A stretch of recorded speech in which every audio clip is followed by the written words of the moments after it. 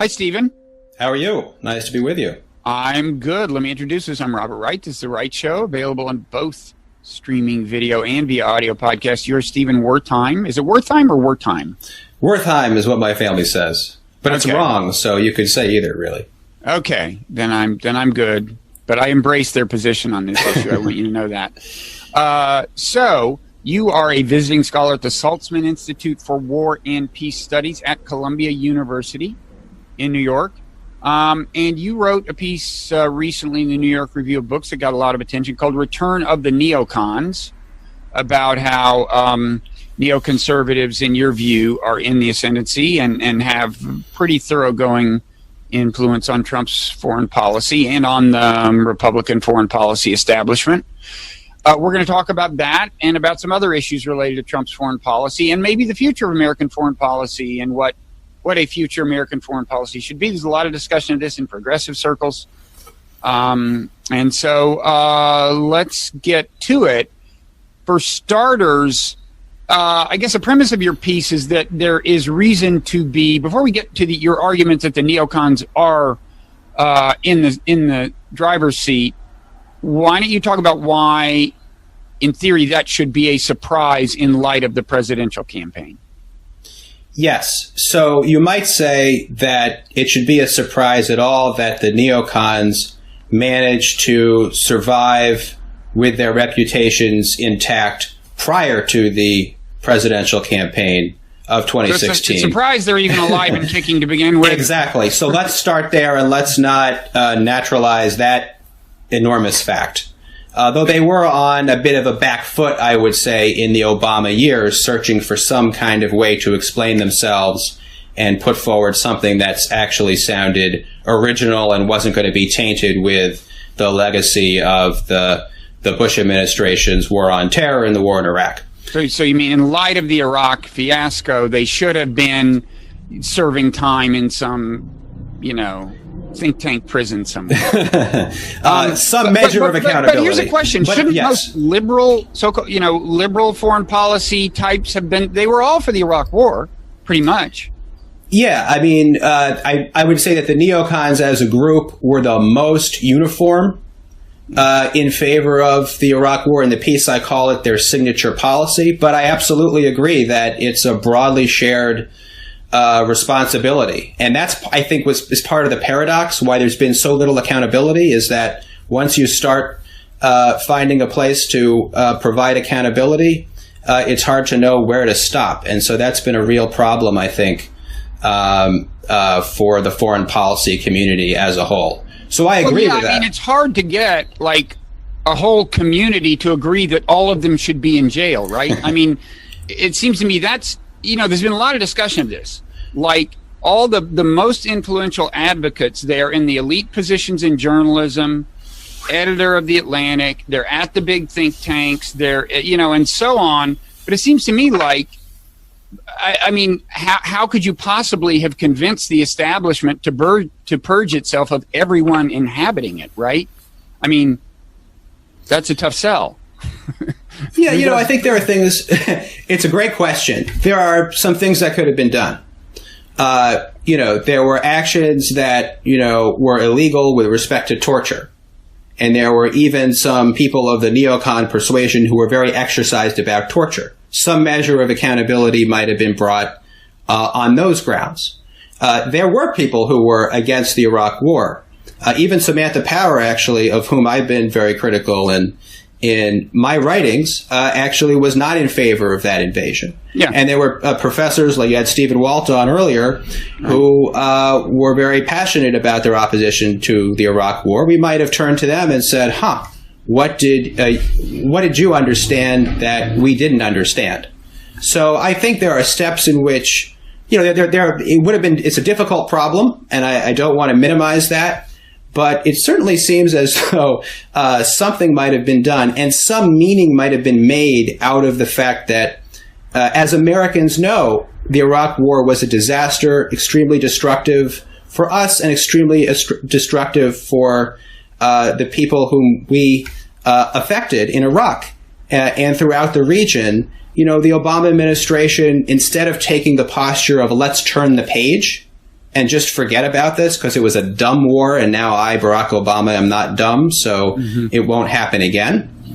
But, as some measure of accountability, let's be more generous with refugee policy. Some kind of meaning needed to be made out of that fiasco, and I think we are living with a kind of overhang of guilt and anger because there's a vacuum of meaning.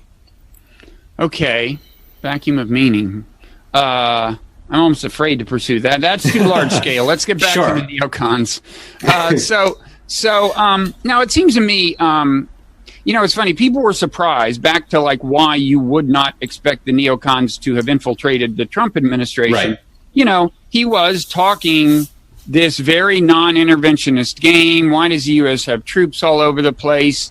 He was actively disrespecting people like John McCain, who were associated kind of more or less with the neocons. And, there's been a lot of talk about I think, I'm personally not so surprised by the way things unfolded. And one reason is I don't accept the premise that his having won the election after saying all those things meant that he had a lot of grassroots support for it. Yeah. I think what the election showed us is what a number of people have been saying for a long time. Americans don't care about foreign policy unless large numbers of Americans are coming home in body bags, period. So he can say whatever he wants. And I don't think that in the minds of almost all voters, I think that counted neither for him nor against him. Right? But I think you have a slightly different view, or do you not? I do have a different view. So let me get back to the first part of your question, which is also connects to the first question, which is why should we have expected something different, perhaps, to befall the neocons after the 2016 election? So before 2016, to a lot of Americans, they had failed in policy terms with profound consequences. But what might have changed, and I remember thinking so at the time, and it's kind of why I wrote this piece, is, it's, to put it mildly, not a good thing that Donald Trump became the nominee of the Republican Party, and then a much worse thing when he became elected president of the United States. And yet probably people will see the neoconservative punditry has been exposed as not having grassroots support. I mean, the voters just seem to repudiate them, given the way Donald Trump lambasted them on the campaign, given the way he, in the South Carolina presidential debate of all places, he in the primaries, he took such a vigorous view that the Iraq War had been a big fat mistake. Mm-hmm. So you might have felt like, certainly Democrats wouldn't continue to court neocons, since that was essentially part of Hillary Clinton's posture in the campaign when she tried to go after moderate Republicans, and it just didn't work. So wait, let me make sure I understand you. You're saying that you would not have expected Democrats after the election to welcome neocons. I mean, we should say that maybe this is to cut to a little bit of the chase to make sure people understand what you're saying. You're saying that neocons have actually they have now embedded themselves in both the Democratic, the liberal kind of apparatus, and the Trump administration and the Republican side. They now have it better than ever, in a sense. I mean, that's the take home. And now what you're focusing on is that you wouldn't have expected the Democrats to welcome them with open arms? Well, you might have at least thought there was some uncertainty about that. Why would this seem to be good tactics, to embrace these discredited pundits who don't seem to even to have a constituency on their own side of the aisle? Tell us who the pundits are who have now been embraced by the Democratic side. Sure. Well, the people you see routinely on MSNBC or CNN, they would include Jennifer Rubin of the Washington Post, Max Boot, who's I think the only one really to have completely renounced conservatism in the Republican Party, Bill Kristol, David Frum in The Atlantic earns viral resistance retweets. This is the kind of group that has gone very vigorously anti-Trump, but and they seem to be more or less welcomed into the fold as part of the larger anti-Trump resistance. They're part of the resistance. They have joined the resistance and been welcomed by and large, I would say. Right. And you see this with institutions like the Center for American Progress, which has formally partnered with the American Enterprise Institute, a leading incubator of neoconservatives in right-wing foreign policy. Actually gave AEI a grant, right? It gave it $200,000. Yes, which is super weird if you ask me. If you ask me too, it is weird. So I'm not exactly sure what the purpose of that was. Well, there was a piece in The Intercept today as we're taping this. This went on right away, but about this whole issue of Think Progress having taken money from, what is it, UAE, the United Arab Emirates, or whatever. Someone was asking me if you thought that basically that's the money that went to. There's a story here. There's a story here. If CAP is giving money to AEI to begin with, and there's a separate story that may be related about how taking money from Gulf states may have influenced CAPs. But I digress. Yeah. So I want to go back to your question about the election of Trump and, did foreign policy matter? Mm-hmm. So I actually tend to think that it did matter if we define foreign policy in a fairly broad way. I mean, Trump's central message, and it's his message plus his celebrity that brought him to the Republican nomination. It certainly wasn't his experience. No, his message was the thing. Yeah. His message was key. And his central message was, I'm going to make America great again because we've been cheated by foreigners. And the political class has been collaborating in our weakness. And so we're going to take things from the world. So in the presidential debates, he would stand up there and they'd be asked about, tax policy, and Hillary would talk about, we need a more equitable tax policy at home. And Trump would talk about, we're going to take things from the rest of the world. Mm-hmm. So that's not, military intervention per se, but it's a message about the place of the United States in the world that does have foreign policy implications. And that has to have mattered. Well, I mean, the message had a lot of facets. I mean, it was, we're not going to let foreign low-wage workers take advantage of our workers. We're not going to let immigrants take our workers' jobs. There was a lot there, and I don't know how to assess which had the most impact. Yeah. I think, the thing about NATO not paying their share, for example, wasn't the same as saying we'll get out of NATO. I don't know if he ever said that during the campaign, but the point is, sure. I mean, they should. Yeah, sure. Let's make them pay more. Hey, I'm for that. It's like, so I'm just, I don't know. We don't need to dwell on this so much. Yeah. I'm just, I actually tweeted, before, I don't know if he had even taken office. I said, I predict basically the Republican, the neocons will dominate because, because I've always bought the idea that the grassroots doesn't care much about foreign policy, and that's why foreign policy, more than domestic policy, is subject to influence brought to bear by relatively small, special interest groups in Washington, narrowly focused interest groups in Washington, and kind of the arms industry writ large. That's one of the interest groups. So my question is, why should we think the establishment, the special interest groups that have dominated American foreign policy, should be any less powerful after he's sworn into office than before? And I didn't see a particular reason. Well, you certainly beat me to it, and that's exactly right. And you have to wonder if there had been organizations with well-trained advisors for Trump that were more aligned with some of the non-interventionist sentiments that he expressed in the campaign. Might he have gone in that direction if he could have? Yeah, well, you still see that struggle for his soul because with this Syria withdrawal thing, right? Absolutely. That's something that I don't think any of the, you've got these two you've got a couple of cross-cutting. We should get to this before long, your argument about kind of the two kinds of neocons and so on. But anyway, I haven't heard any of them embrace the withdrawal from Syria, right? But he's trying. and he's struggling with the establishment, including the liberal establishment. Again, they're on the same page as the neocons here. Don't withdraw the troops from Syria. So you see the struggle for his soul, and I think so that suggests you're right, that maybe, say, if Bannon were still in the administration, things would be different or something. I don't know. Yeah, but clearly the homogeneity of this policy class is extremely important, coupled with, and I broadly agree with you here, coupled with the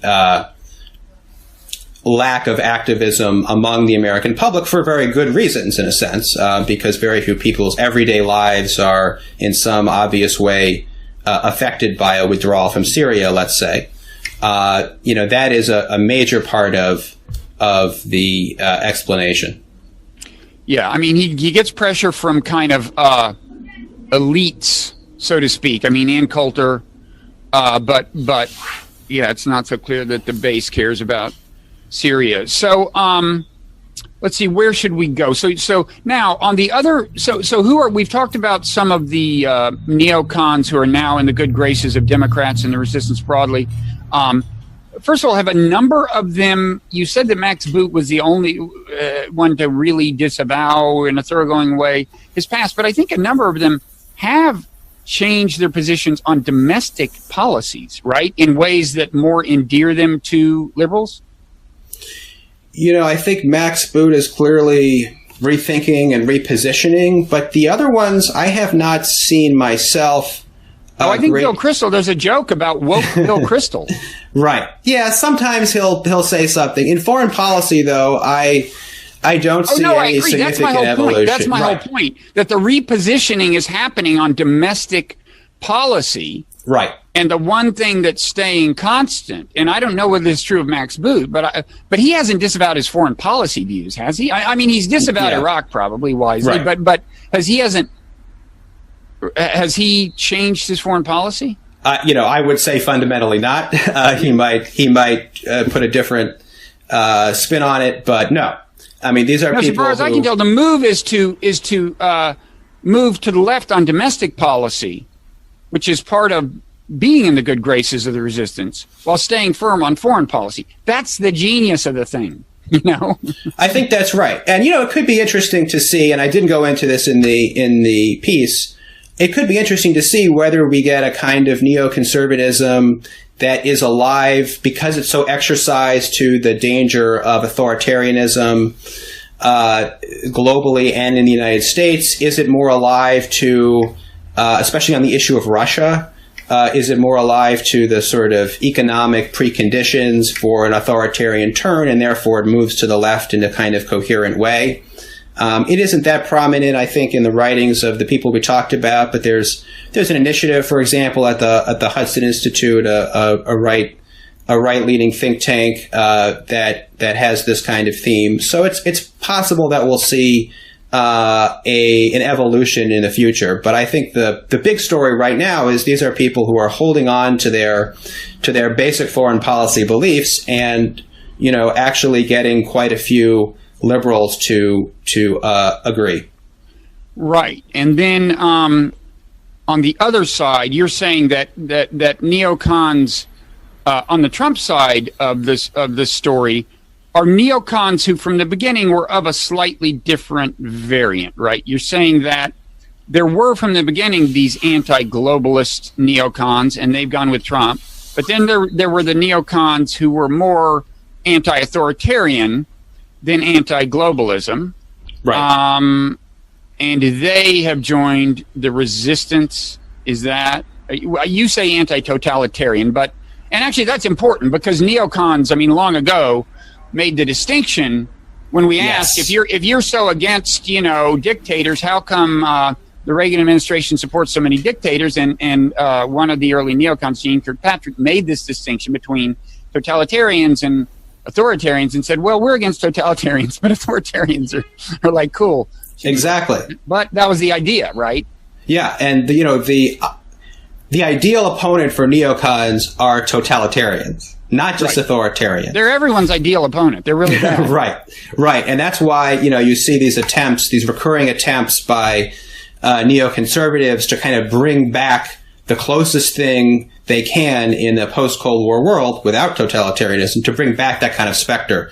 Hence the idea of Islamofascism, promulgated by Norman Podhoretz, and for a brief time taken up by George W. Bush himself. So I think that's actually one of their major problems, is that they can't quite figure out how to accommodate their anti-totalitarian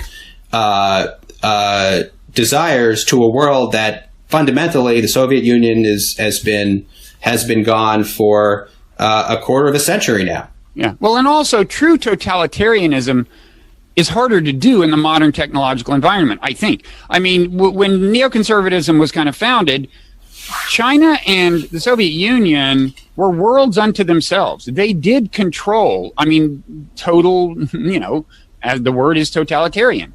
They had something closer than is now possible, I think, to total control over the information environments. They used it. Whereas now, it's like, how do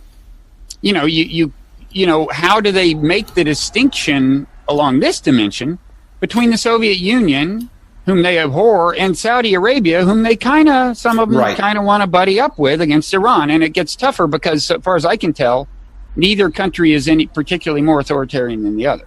Exactly. And it will be very important to see to what extent China can be framed as a crypto-totalitarian entity. I think we're seeing an upsurge of that kind of talk right now, and that'll be very important going forward in terms of whether we get locked into a Cold War type posture with China.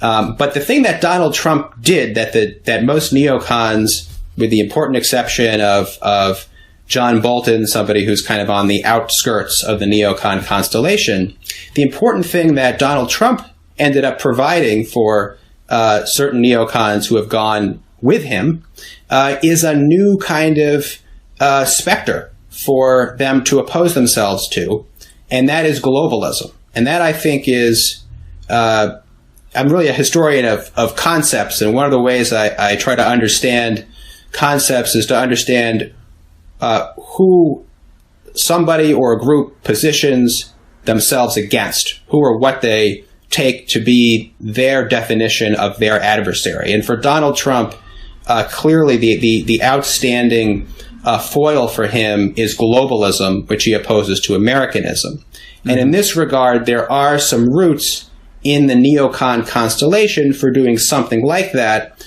which you can see most clearly in the writings over several decades of John Bolton. No coincidence that Trump has turned to Bolton to be his national security advisor.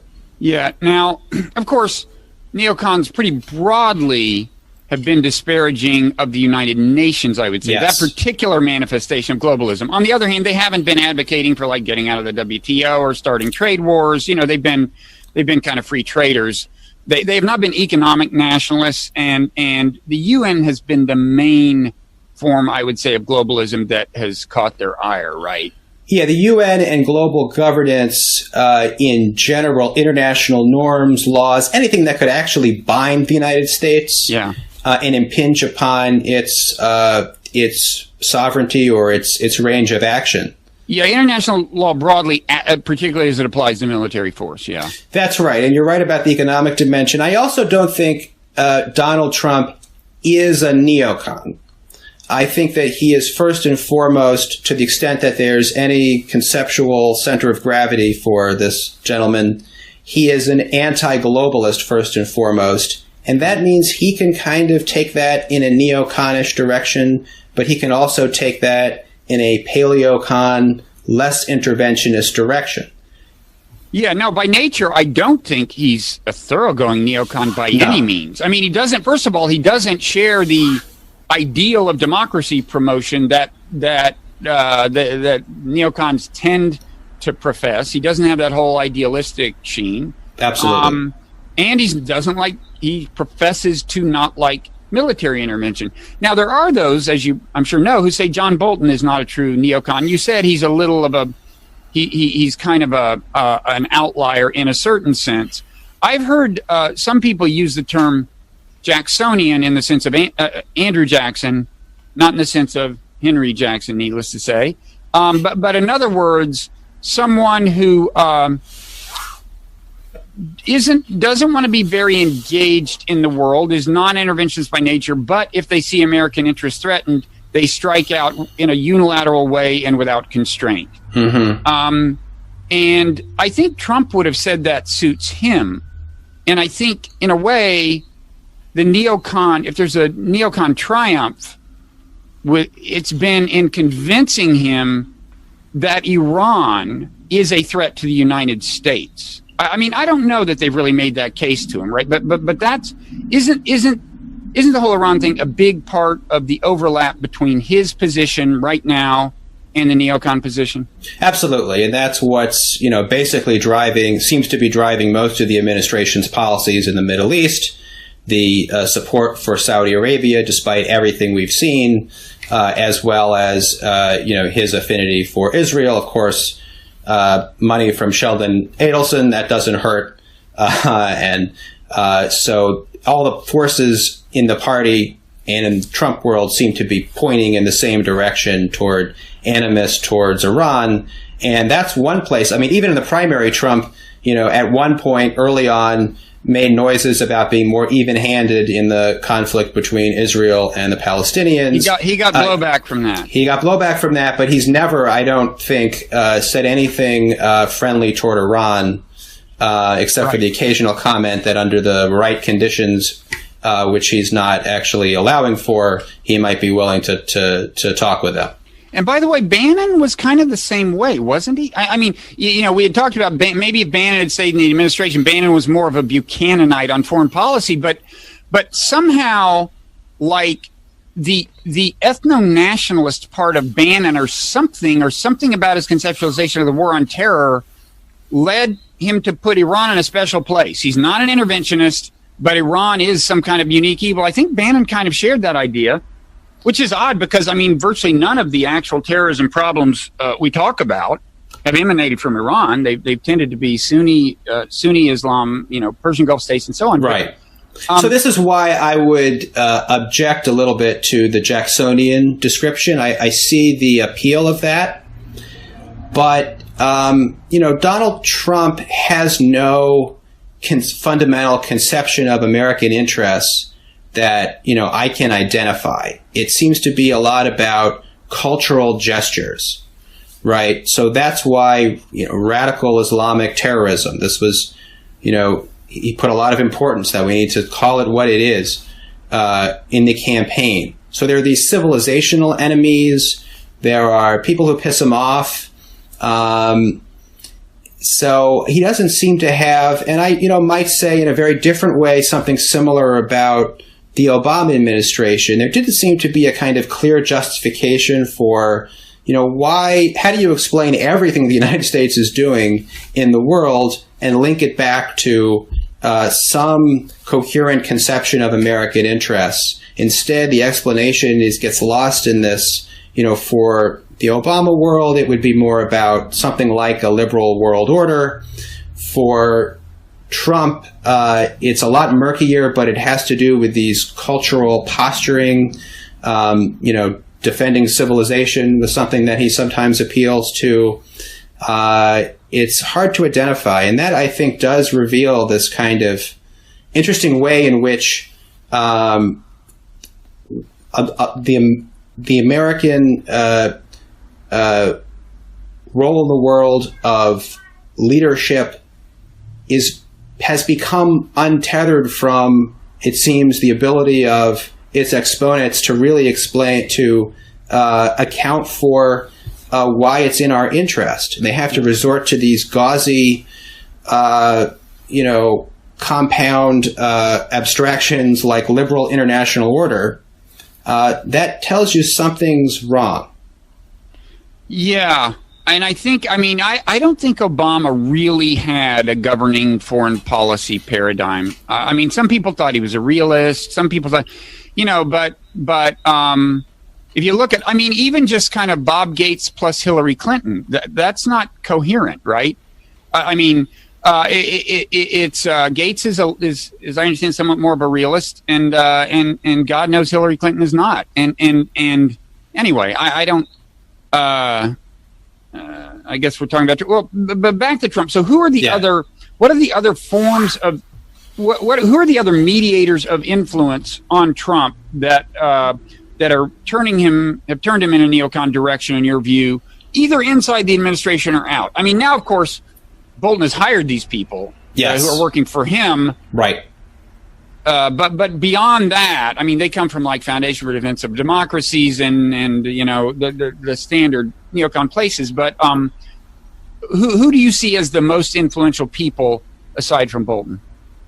Well, you know, we look to who Trump has chosen to hire. So it's not just Bolton, but also Mike Pompeo, somebody who, along with Bolton, spent much of the Obama years going on the radio, making Islamophobic statements with outfits like Frank Gaffney's Center for Security Policy, which has been very close to Bolton as well, sending staff there. Which we should, for people who don't keep track of these things, Frank Gaffney is a truly interesting example of something that is not altogether good. he's out there. He's out there on the Islamophobia stuff.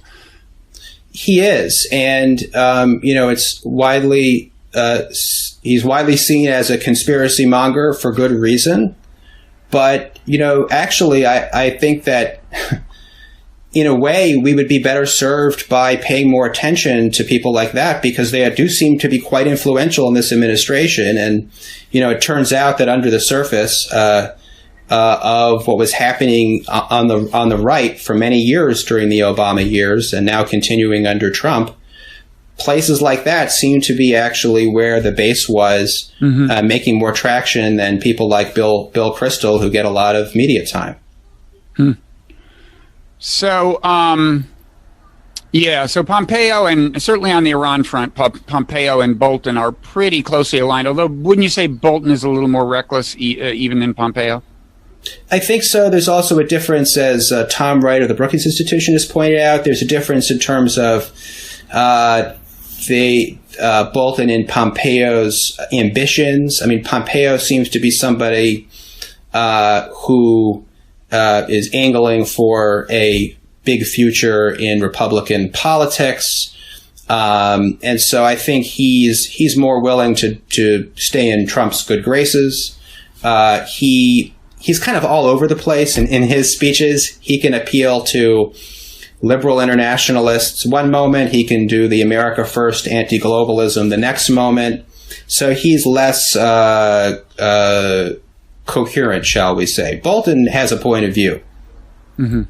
Would you say Pompeo coming in was a pretty thoroughgoing neocon in your view? I hadn't really paid that much attention to him. He was like a Tea Partier, right? And they can be kind of a little scattershot on foreign policy. Yeah, I think that's right. And, you know, I'm not trying to... I think one of the criticisms of my piece was having to do with the way I used the neocon label. And what I saw myself doing was actually to say, look, the broad constellation of people who were in that general direction is fragmenting and yet having a kind of surge at the same time in the Trump years. And we're maybe moving to the point where neocon is not a very useful category precisely because they're on both sides. And there's this kind of interface with anti-globalists, some of whom have come from the Buchananite clash of civilizations wing. And so we're getting this kind of fusion of some of the paleo ethno-nationalism with the neo-hawkishness. And so, you know, post-neoconservatism was one term I threw out just to say, you know, we're in the midst of this change, and usually it's only in retrospect that we can actually understand what sticks and what kind of coherent configuration emerges out of it. Yeah, I'm glad you mentioned Clash of Civilizations, because I think, I talked about Steve Bannon. I think that deeply informs his worldview and helps account for his position in Iran. For whatever reason, I think Bannon and some others have chosen Iran as the enemy in the Clash of Civilizations. It's not totally clear why, but they have. So I guess you'd say, I mean, on the one hand, you have had this number of prominent neocons being embraced by the resistance. I got to say, they're they are very good at the Twitter business. I mean, they're really good. I mean, they build up huge followings by embracing the resistance messaging and doing a very good job of it. Then on the other hand, you're saying that neocons, although you've got a very, some of the best known neocons are anti-Trump, you've got, by and large, Trump doing neocon bidding, in your view, right? I mean, if you look at his actual policies, I do think the Syria withdrawal is an interesting exception. Yeah. And but you still see, by and large, that he's doing what they would like with respect to Iran, with respect to Israel. I would say more with respect to Russia than people really appreciate. Right. I mean, his actual policies haven't been that favorable to Russia. Yeah, I think that's right. Toward China as well, maybe not so much on trade, but ramping up great power competition as a framework for approaching both China and Russia. As I say in the piece, if Dick Cheney had been president, the record would be pretty similar. The two outstanding differences, I think, as you've suggested, there's the Syria withdrawal. Clearly, there's a kind of skepticism on Trump's part to start a war that has large numbers of American troops involved. And then his handling of diplomacy with North Korea, I think, is quite an exceptional thing, for which, we'll see how it goes. I don't have much confidence in his ability to execute, but, broadly, it took a lot to meet leader to leader with Kim Jong-un, and that was a step in the right direction. And I really do worry about much of the establishment's line in reaction to that, which was, no, we need to get tough on them. And in the name of our allies, when our own ally in South Korea is very much in favor of a diplomatic path. Yeah, it's funny. I almost think in some ways Trump has made the foreign policy establishment more hawkish, just because the whole resistance ethos leads you to oppose whatever Trump favors. I mean, I grant you that, it's true, the conventional establishment view of, had been kind of tough on North Korea. And there's good reason not to trust how Trump is going to execute any given process of negotiation. Yes. But so that kind of makes sense. But it's like on the left in particular, it's like a revival of a Cold War mentality, just, because Trump is thought of as in cahoots with the Russians. And so suddenly, it's weird. That's absolutely right, and it's very weird. But here's the thing. I mean, of course, there's more than one way to oppose Trump on foreign policy. And Trump and the establishment share a number of disturbing aspects on foreign policy. They're both very much committed to American military primacy. They both fetishize the use of force. I mean, we're talking about 2,000 troops in Syria, and the kind of hysteria that provoked in its opponents, whether it was the right decision or the wrong decision, and now it's been walked back. But that's quite revealing. So there's a different line that could be taken to oppose Donald Trump on foreign policy, and that is that he's a militarist. He has been, largely an interventionist. He has, preserved America's outsized role in the world and been in favor of boosting military spending, even though we already spend more than our next 7 competitors combined.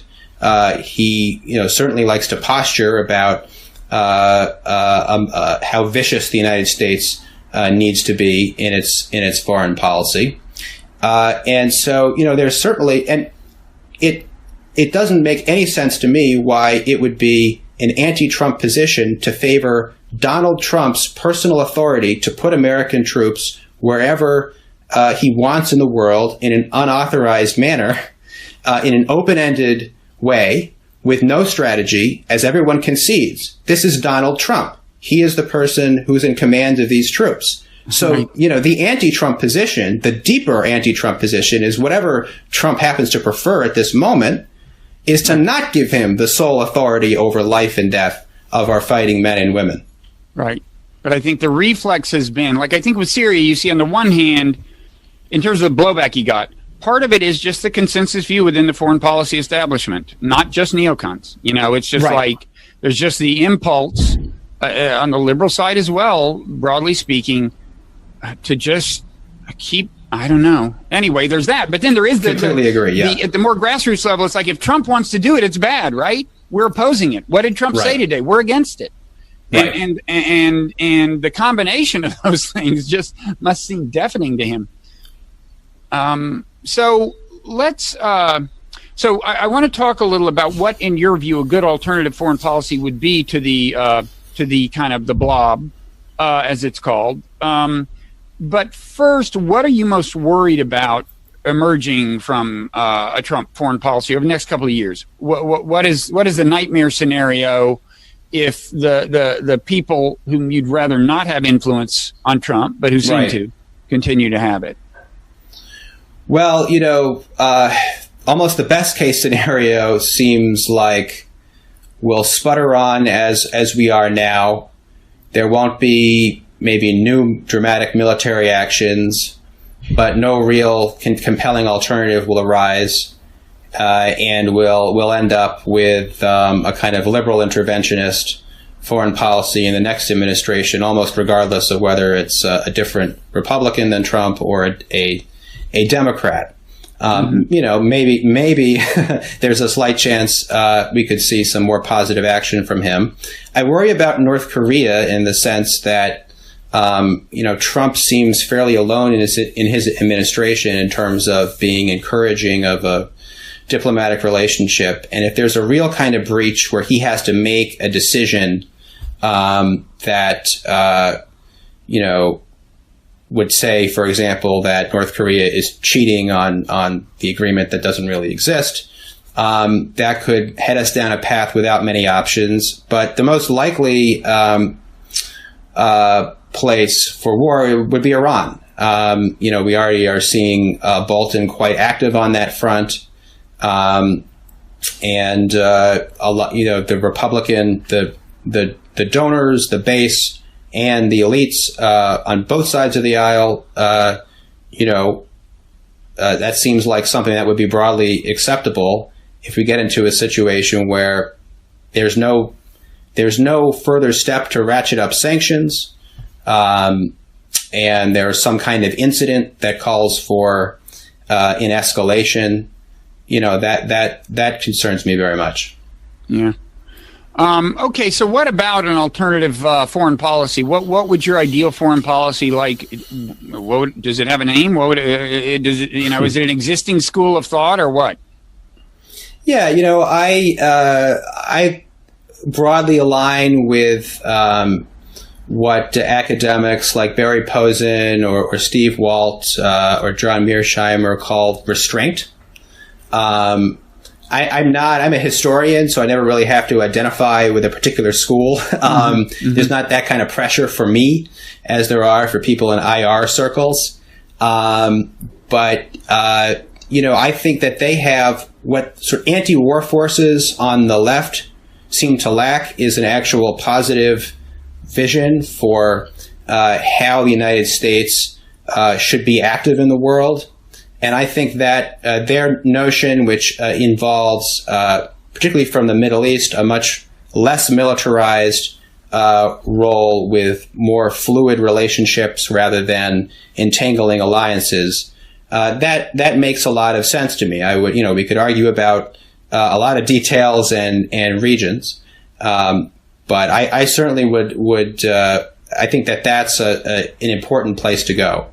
The other thing I think we need to think about really carefully is how to give a place for our values, how to promote, the interests of the great mass of American people, workers, and the middle class in the world, without making these kinds of causes a stepping stone toward military action. My read of American foreign policy in the last few decades, and even before that too, is that we may think that we're promoting our values when we step in to use military force, but more often than not, we are undermining them. And so we need to give peace and conflict resolution a much higher ranking in our hierarchy. I thought you were going to say a chance. Give peace a chance. I'm not going to say give peace a chance, but we need to give more than a chance. We need to find a way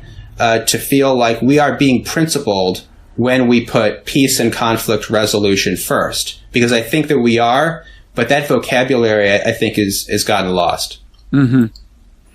Now, there is this thing called the rules-based international order or the liberal international order. I think they're not quite interchangeable if you're using your term strictly, but the basic idea is there are all these institutions that arose largely after World War II.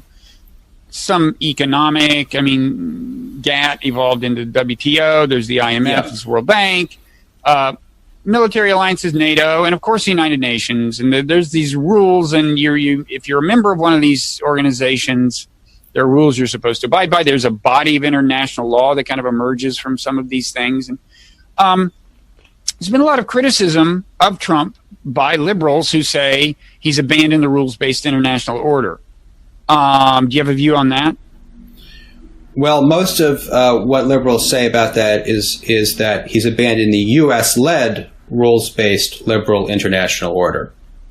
So, one place to start is to what extent is that coherent?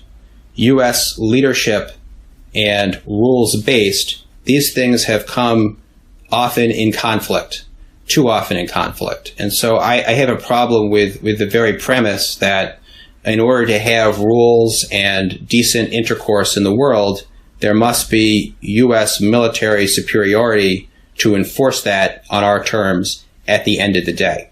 Well, sometimes the leadership seems to involve breaking the rules, right?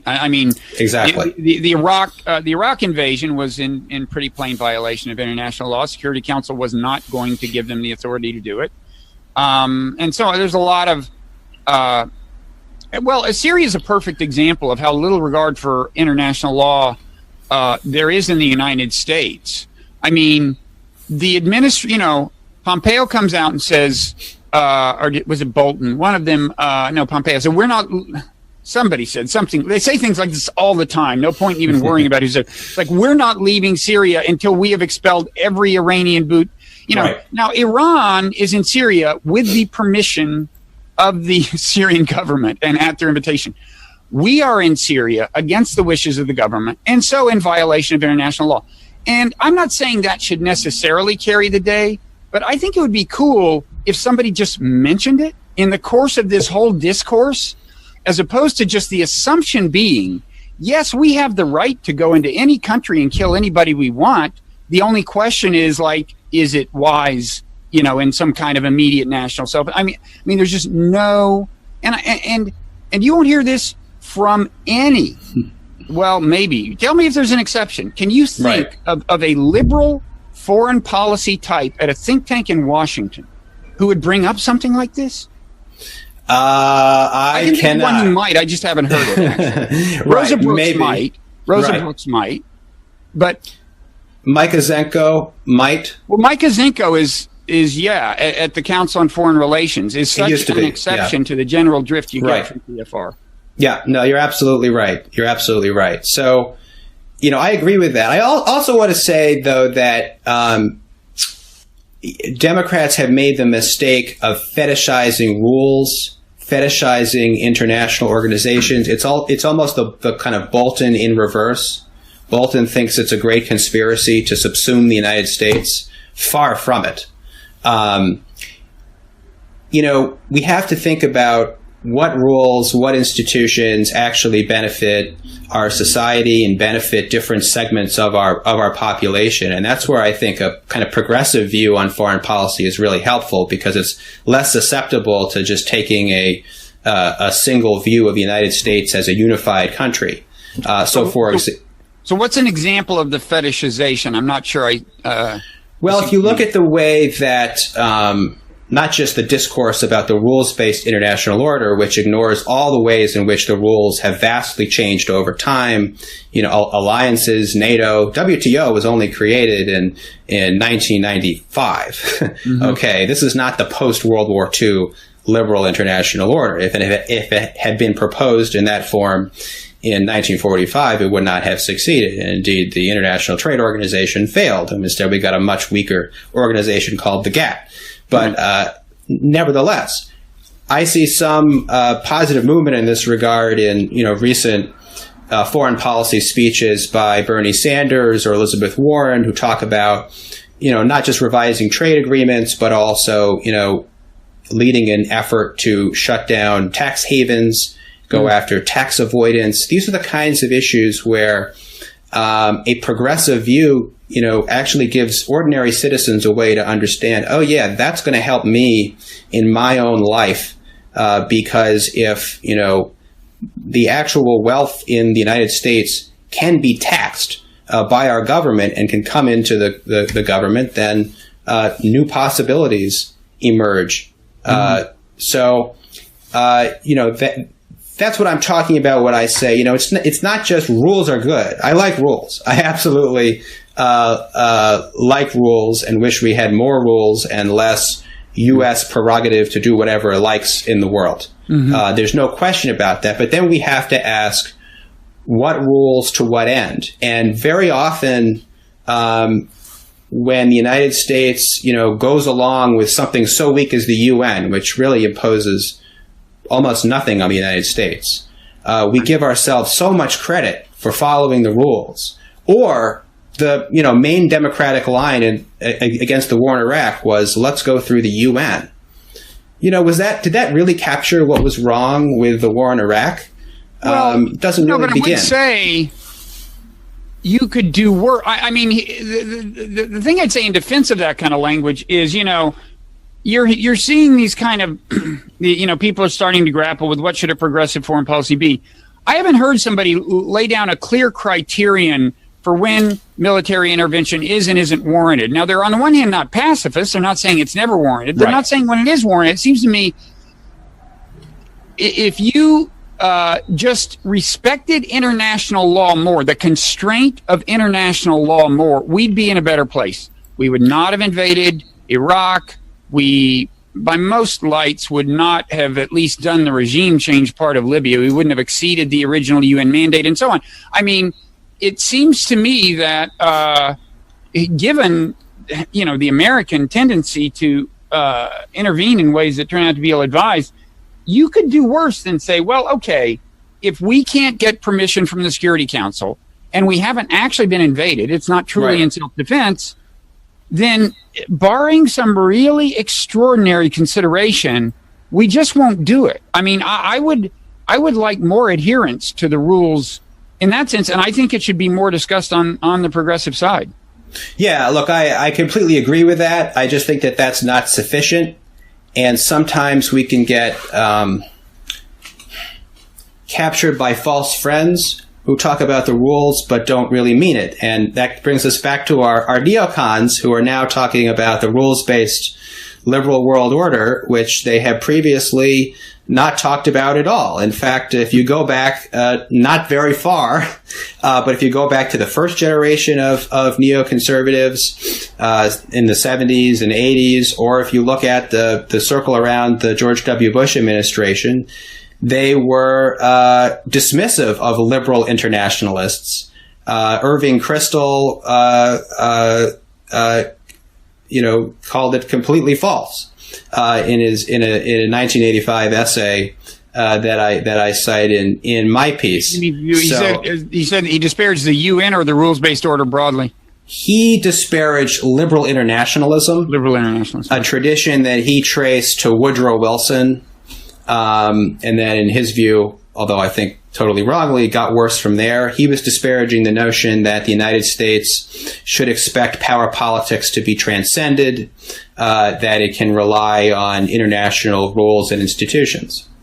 And so this kind of show of an alliance that neocons and some liberal interventionists are making right now about the liberal world order, I think we have to really think carefully. What is the record there? And when push comes to shove, what are these people actually going to favor? Well, right. It's certainly true that I think many of the people now lambasting Trump for not respecting the rules-based liberal international order are people who have been in favor of breaking the rules, favored things that broke the rules, and I don't think there's any doubt about it. And there's been some comment on that, but I don't think it's really been taken to heart by the foreign policy establishment. Yeah, I think that's right. So, anything else you want to say about that we haven't covered? I mean, I encourage people to read the piece. Certainly, there's a lot there that we haven't had a chance to talk about. But is there any big thing you think we've missed? I'd say maybe one thing would be that it's been central to neoconservatives for a while, a certain conception of American identity. They have been extremely strong American exceptionalists. And I think that's one thing that also is at play here with the neocon split over Trump. Trump distinguishes himself for, in my view, departing from American exceptionalism. Instead of saying that the United States is an advanced country in the world and all others should be moving toward its model, whether or not the United States goes abroad to actually implant that model elsewhere, Trump positioned the United States below the rest of the world, said we were a third world country, a victim nation. And that identity, I think, is something that really offended a lot of the anti-Trump neocons. And even for some of them who are more favorable than not, like the people in the Foundation for Defense of Democracies, that remains a kind of sticking point, I think, with this president. Yeah. So you think the alienation of some of the neocons from Trump that began during the campaign goes back to that? I think so. And I think, so much of our foreign policy debate in this country is a kind of debate about identity and doesn't really get to foreign policies at all. Yeah. Well, and in fact, I think, along those lines, I suspect that some of them felt profoundly uncomfortable with some of the uglier elements in Trump's base. Just look at the alt-right and they were those people. I mean, in fact, there's an explicitly anti-neocon part of Trump's base. Absolutely. And this was happening even in the Ted Cruz campaign. Cruz he was really the first to have the message, no more neocon wars to do nation building. Did Cruz actually say democracy. That? He did. Yeah. I missed that. I know. I had forgotten about it until I was doing research for this piece. But yeah, he really pioneered this message, and he had that line about, let's see if sand can glow, because he was going to bomb ISIS, and he got this little twinkle in his beady eyes. And he was being advised by people like Michael Ledeen, Frank Gaffney.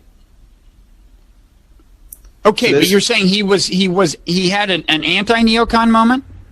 So he rhetorically went after neocons. Okay. But like Trump would do as well, he went after neocons defined by nation building to implant liberal democracy, which is only, one particular part of the neocon persuasion. Right. So you're saying so Ledeen and Gaffney would never have been among the more idealistic neocons to begin with? Is that the way this kind of makes sense? Ledeen maybe, but Gaffney not. Yeah. But you could, I think we'd be seeing this broad kind of transformation, even if not for Donald Trump, because, the old kind of wrapping of the Bush freedom agenda had been so discredited. Yeah. Okay. Well, interesting time. So we'll link to this piece. The place to link actually exists is on bloggingheads.tv. This is also available on a YouTube channel separate from that, and then it's an audio podcast as well.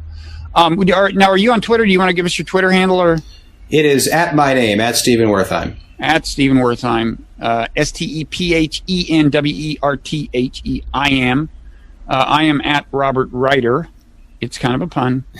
And thanks so much. Maybe we'll have occasion to check in down the road and see if the world has been blown up by Trump. Let's find out. Thank you very much. Really enjoyed it. Okay. Thank you.